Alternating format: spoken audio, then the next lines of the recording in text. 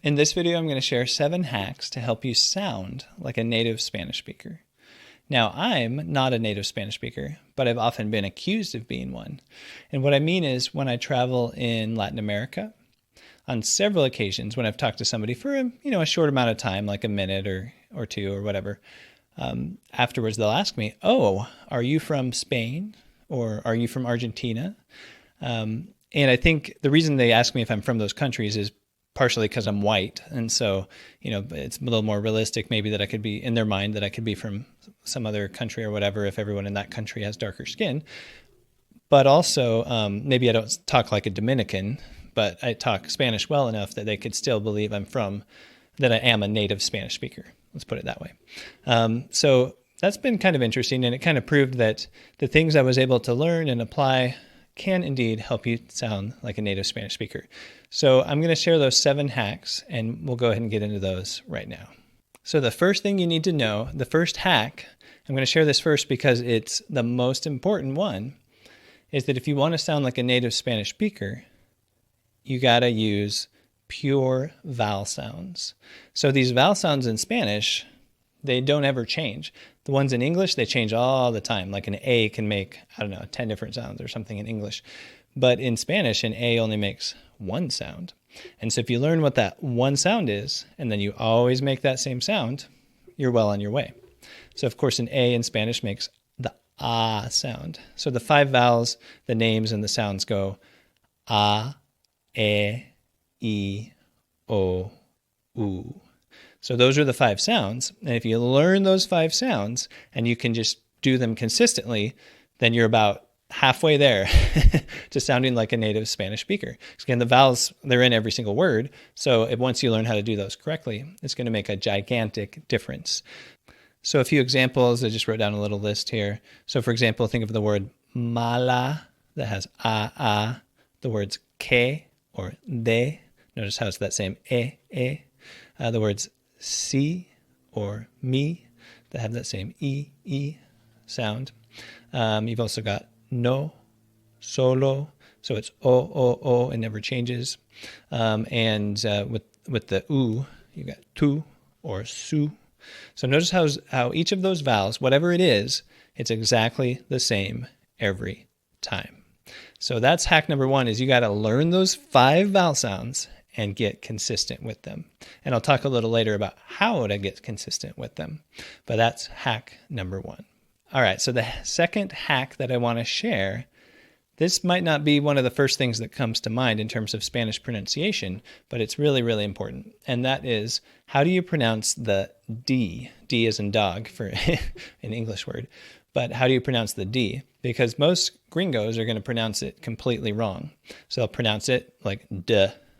But that's not how you pronounce it. It's actually closer to a th, like a th sound, than it is to a d sound. But it's kind of in between. It's like a th, but a lot less breathy. So you got to learn how to do the D. That's really important. And so you're going to have to listen and repeat, listen and repeat, listen and repeat. But here are a few examples. Nada, donde, dinero. So notice how I'm not saying duh. I'm not saying duh like a hard d at all. I'm saying nada, nada, donde. When it's at the beginning of the word, it's a little harder. You say so you say like donde, dinero, but it's still a little closer to a th than it is to an English D. So you got to listen and repeat, learn how to do that D. The third hack, and you're probably a little more familiar with this one, is you got to learn the Spanish R. You got to learn it correctly and do it correctly. And sorry, the lighting's kind of fluctuating because I'm just using the sunlight, and so it went behind a cloud. But anyway, so you got to learn the Spanish R. So how do you do the Spanish R? Well, it's not like an English R. It's not right? There's none of this That doesn't exist in Spanish. So what you do instead, of course, is similar to an English D, but not just any English D. It's more like in the middle of certain words, like muddy or eddy. Muddy, eddy, muddy, eddy, muddy, eddy. So that's what the Spanish R sounds like. So a couple examples: mira, para, Mira, ra, ra, ra, mari, eri, mira, para. Notice how that sounds about the same in both those English examples and the Spanish examples. So that is the Spanish R. So the Spanish D and the Spanish R are kind of funny because the Spanish R sounds like an English D. And so the Spanish D does not sound like an English D, right? So that's a really important one as well. Once you learn those two letters and the vowels, you're pretty far towards sounding like a native Spanish speaker. But let me share a few additional hacks. The fourth hack that I wanted to share is the letter T. So the letter T in English, we say, we push a lot of air through it, like terrible, terrific, t-t-t-t-t. So it has all this air going through it. But in Spanish, you don't push nearly as much air through it. So you back way off and you soften it way down. So for example, tú. If you were saying two, that's an English word. But if you say the Spanish word that sounds the same, it's tú, tú. English, two. Spanish, tú. So see how much less air there is going through that? It's way different. So you back way off on the T and you don't push so much air through it. And that's kind of a common theme. There are several letters in Spanish where maybe you kind of back off and don't put as much air through it and that sort of thing. But the T is the most notable of those. So another high yield consonant is L, and this is hack number 5, is work on your L. So I think the easiest way to illustrate this is the word EL. L, it's an English word that can mean like an elevated train and the letter L, but it's also a Spanish word that means the, right? El libro or whatever. Sound a little like a gringo there. So listen to the English on my right hand and the Spanish on my left hand. So L, el, el, el, el, el. Can you tell the difference? So what is the difference? Well, you don't do it, in English you do it way back in your throat. El. In Spanish, you don't. It's much further forward, kind of halfway forward on your tongue. El, or even further forward. So you're doing it further forward on the tongue. So that is the main difference, and it's kind of snappier. You know how the Spanish R is really snappy? Well, the Spanish L is also kind of snappier. So el. So additional examples, so mala, and there's a bunch of others, but that word el is just so good at illustrating it. But yeah, mala. If you were a gringo saying mala, how would you say it? You would say mawa versus mala. So there you go, Spanish L. So those are 5 hacks. Let's move on to number 6. So again, sorry for this fluctuating brightness, but whatever. It shouldn't detract too much from the lesson. So the 6th hack, and this one is kind of a big picture thing, but it's to emphasize the correct syllable. So if you learn how to know which syllable to emphasize, even when you're just reading something, then that helps. So there's actually only 2 rules that you need to learn to know which syllable to emphasize when you're reading in Spanish. And so what are those 2 rules? Well, any word that ends in N, S, or a vowel, you emphasize the second to last syllable. So a couple of examples, habla or hablan. So you notice how habla ends with an A, that's a vowel, and hablan ends with an S. Hablan ends with an N, which is one of those other letters that fits this rule.